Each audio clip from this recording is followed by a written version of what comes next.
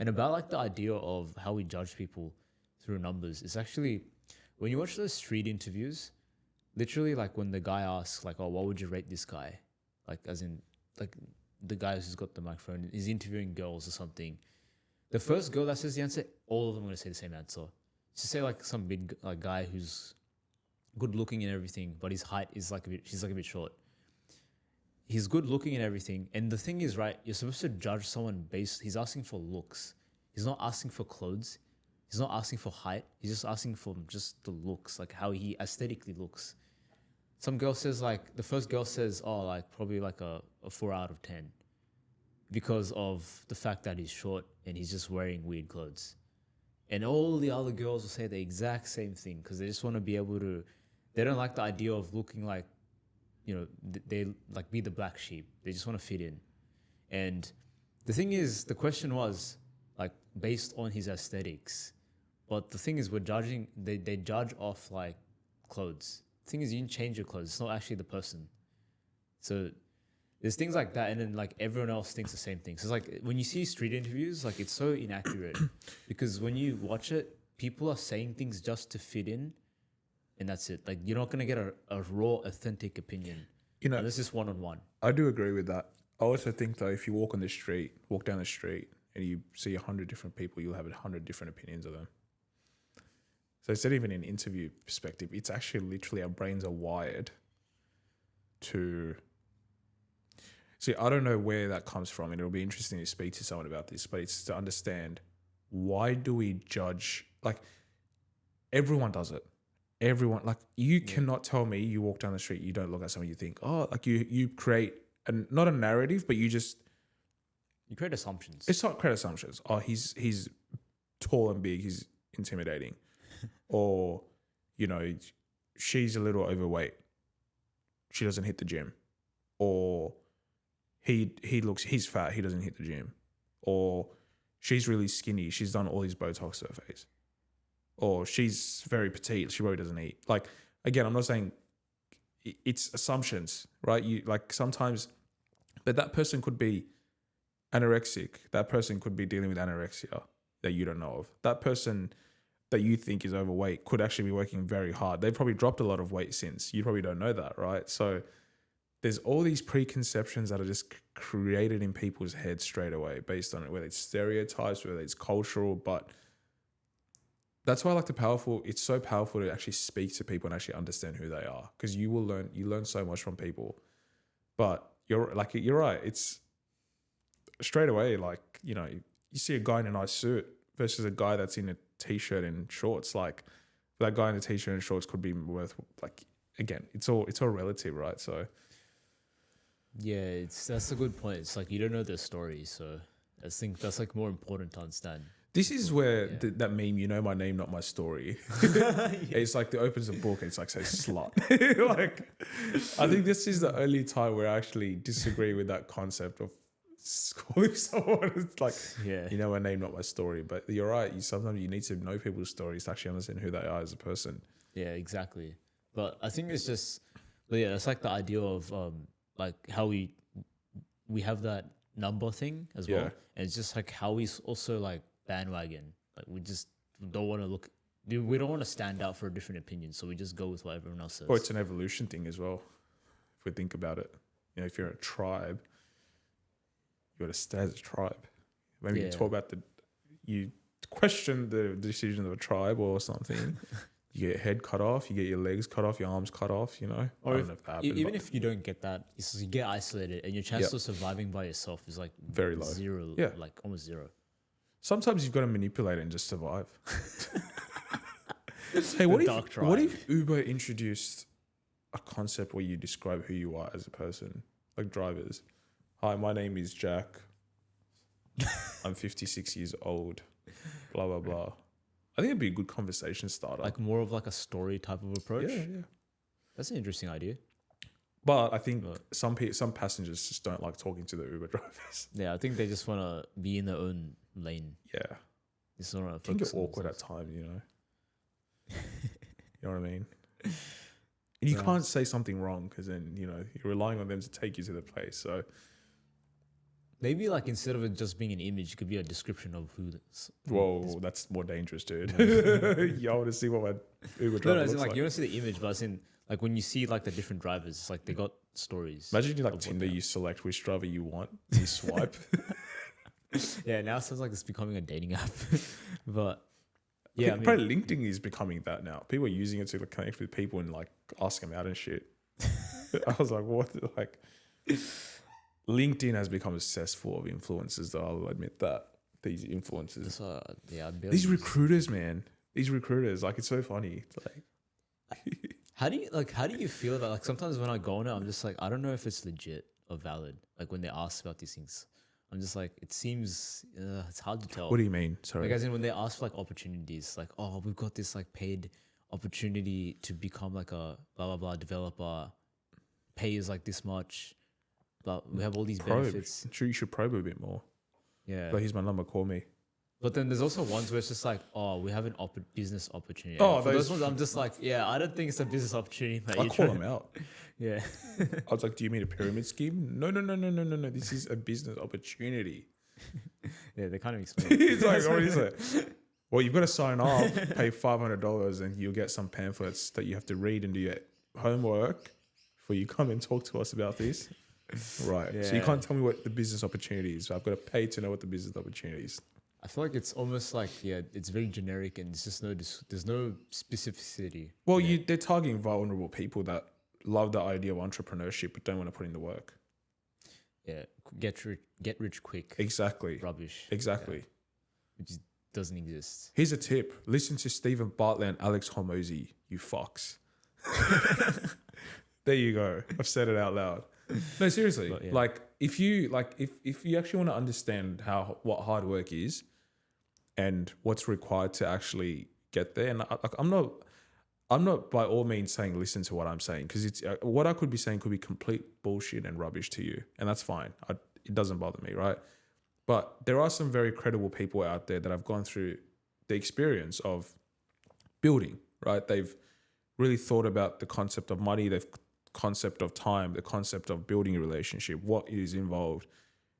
Those are like, that's, and I've spoken about it so many times, but sharing like learning from their experiences and acting on it, you start to understand like there's no such thing as get rich quick. You might get rich in the first year of 10 years, but if you're serious about that line of work, wanting to do your own thing, entrepreneurship, it's a lot of work and it's hard work. Yeah, and like I like this quote, which is like, fast growth builds ego, slow growth builds character. I'm not gonna lie, bro. That quote was kind of. No, I'm joking. That's actually really interesting. Because like, Fast growth if you wanna builds ego, get slow rich really character. quickly, you're really doing it for just Where'd you get that quote?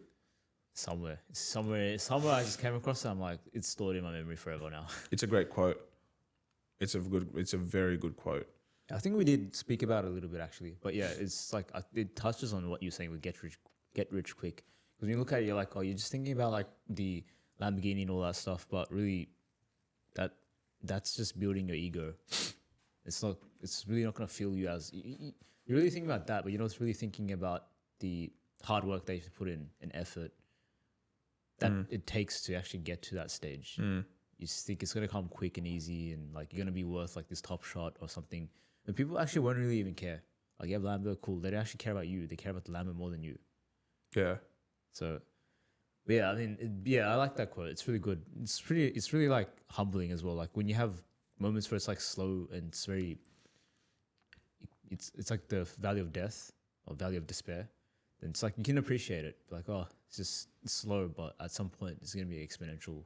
I'm not really doing it for just those things. Like those are just byproducts. Yeah.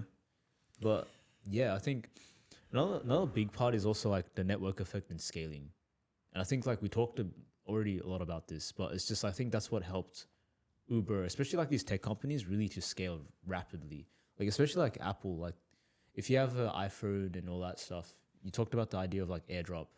It's just convenient if like my other friend had an AirDrop, like an iPhone, so they're more likely to get it as well. Oh, you want to play games together? Like it'd be cool if we just have the same device and just connect and just work that way. Do you want to see the blue box when you iMessage or the green box?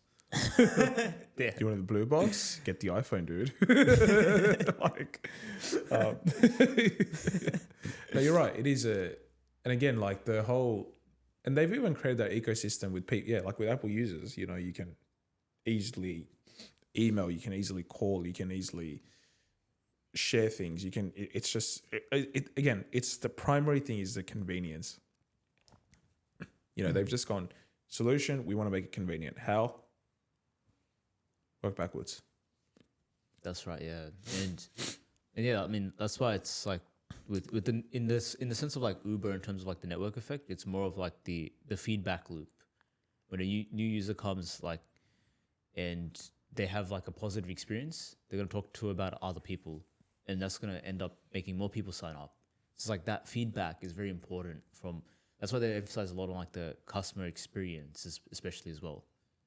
And obviously, like there's like the driver experience as well, because like if that guy says like, yeah, I signed up for Uber, it's quite decent, looked after me, is blah blah blah blah, then so on and so forth. Then it's the same for the other drivers who just hop on it. And the thing about Uber is like, and the reason why it's like these companies are so successful is because they build like these platforms where they have very low capital cost.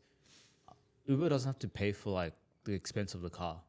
I'm guessing they do alleviate some of like the maintenance costs or something, but they don't have to buy the car. The driver had to come in with the car.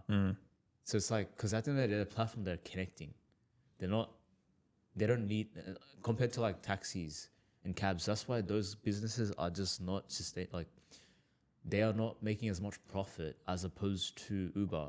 Maybe they're making a lot of revenue, but majority of that is expenses gone from the capital costs incurred by the cars that they have to hire and like pay for. Whereas Uber didn't have any of that. That's what a lot of these companies do. Netflix, same thing. They don't have to pay for stores. There's no Netflix store. There's no DVDs. Okay, that's interesting you say that. There's a big, they've done sort of looks like Disney, right? Disney's an ecosystem as well, if you think about it. They've got theme parks, they've got movies, they've got shows. Yeah, well, they have the digital service, right? Subscription service. So Disney, what have they done? They've created all these amazing movies over time, right? Toy Story, Monsters Inc., Finding Nemo. These are my classics, by the way. Recent stuff I haven't watched a lot of. What do kids want to see? They want to see these things live. They want to see it in person because it's like, oh, Dad, I've seen, that's Woody. Oh, that's Buzz. Jeez, I forgot his name. Like Captain something. Or, it's Nemo, or that's Sully, or it's Mike Wazowski. Like these quotes, right? Now, how do you do that? Well, you create a theme park. And that's Disneyland, where kids come and they, you draw the link between X and Y, for example, right? And so they've created that. That's their biggest revenue maker is ticket purchases, price, all of that stuff, and Netflix now, I don't know if you know, they've started to dip their toes in that a little bit. So now they've got Netflix specific shows that come out. Like Squid Game was a good example. I don't think Money Heist was Netflix specific. It was created. No, I think it was. Maybe it was. I could be wrong. Sorry. And so you create, like Netflix has created an ecosystem where now they're creating their own shows. They're introducing their own shows. It's like, well, how do we actually bring this to the people? Where they do you just create a pop-up with special characters and now it's getting into that? Again, you're not going to get that in 2 years, but in 5 years, once Netflix starts building up its base a bit more, they start getting into like kids sort of shows or cartoons or whatever. What happens then? Could they create the first Netflix theme park? Like it opens that idea, and it goes back to the network and scaling perspective. It's like these companies are really good at just continuously evolving things. Right. And I think Apple, if we think of Apple, like that's what Steve Jobs was all about, just evolving and making things better. And I think since his passing, iPhones haven't evolved as much.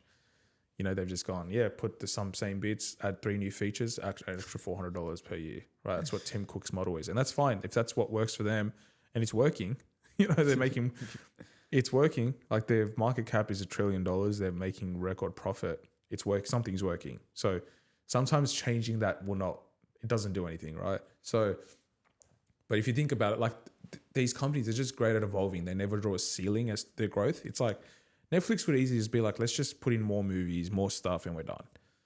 You know, but I think Netflix has gone, no, like there's more that we can explore and actually expand on and take. Yeah, that's true. Yeah, they never stop growing, to be honest. They keep expanding and scaling like infinitely, to be honest, at this point. And yeah, it's just like, yeah, the ecosystem keeps, like with Uber and like with Netflix now trying to explore that space. They even have like games or like apps or something on Netflix. Yeah, they do. Or something, Netflix yeah. games app. Yeah. Yeah. It's Insane. interesting. So it's, yeah, and they're having more of like the Netflix edition. It's almost like PlayStation, Xbox, like PlayStation exclusive games, Xbox exclusive games. Now it's like you have Netflix exclusive movies and like shows versus like, because there's so many other like paid subscriptions out there as well, like for sure Amazon as well, and then Crackle. So I'm just showing this. Oh, wow. Netflix House. Oh, wow. Netflix House will let you experience your favorite shows, movies in real life. Tours to locations were in Dallas and King of Prussia, Pennsylvania. Imagine waltzing with your partner to an orchestral cover of Taylor Swift's song on a replica of Bridgerton set. Squid Game.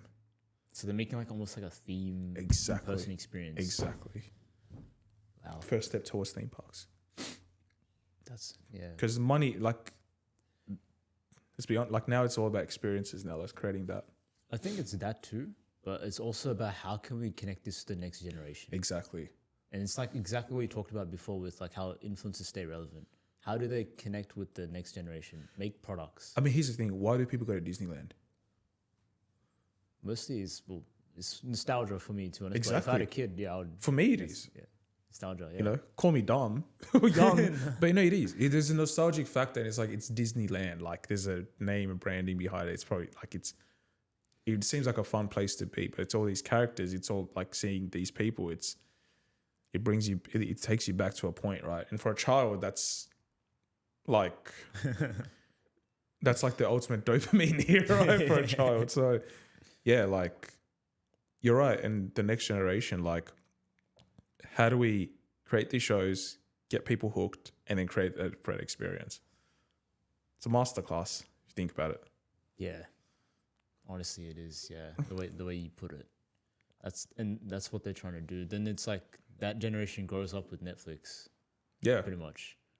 And that's like, yeah, but you have that next generation. Now they're your new customers. So that's how you do. That's how effective it is with this marketing and branding approach. It's business, baby. It's business. Yeah. But that's how they scale. And that's the thing about network effect. It's like it keeps growing and growing and growing with like as they scale as well.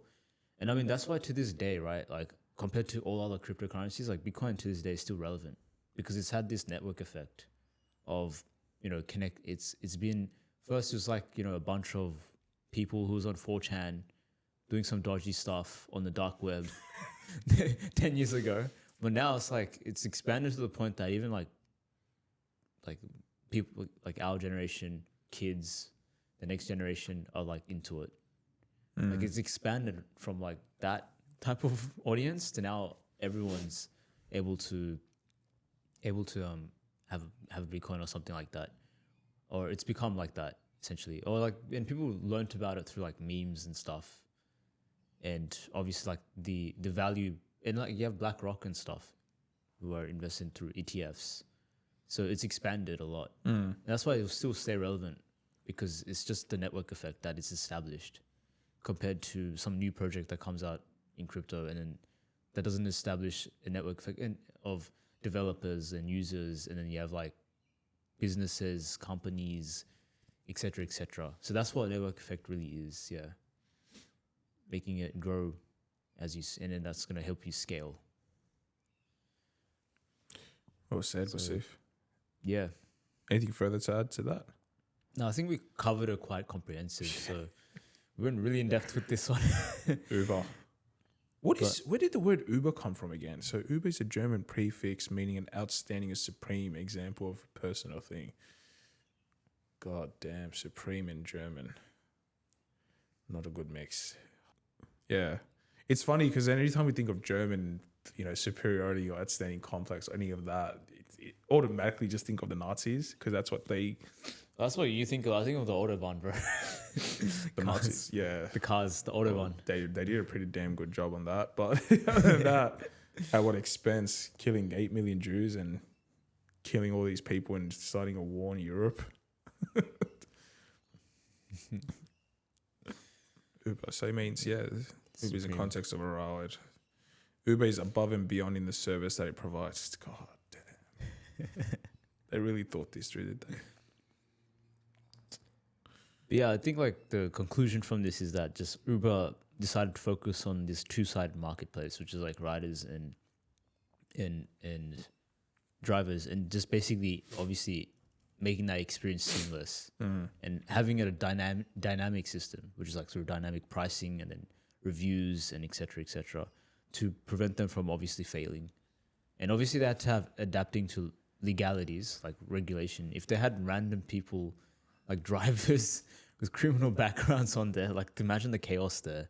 So that's why they have to adapt to regulation. And I guess like the next challenges will come in regulation, which will be like auto driving vehicles, self-driving cars. That'll be the next stage that will probably be explored, and the economy is going to change at that time. So, yeah. But yeah, I think that's something to take away from this episode. Create a platform, guys. I would say if you do want to be more focused on Web 3.0, look into like the creator economy. How can you contribute there? Good takeaway. It's a pretty valuable takeaway. There's a lot of opportunity there. Yeah, no, I agree. I just think, how do I put this? It's not for everyone. Yeah, I mean, if you're interested, but yeah. No, but yeah, you're right. You're right. You can share a few tips with me, Wasif. All right. Anyways, we'll wrap up here. It was a good conversation about Uber and actually the whole ecosystem and tech giants and regulations. I think we spoke a lot about different things. Yeah, we'll deep dive more into it like in the next coming episodes eventually. Yeah. That was well said.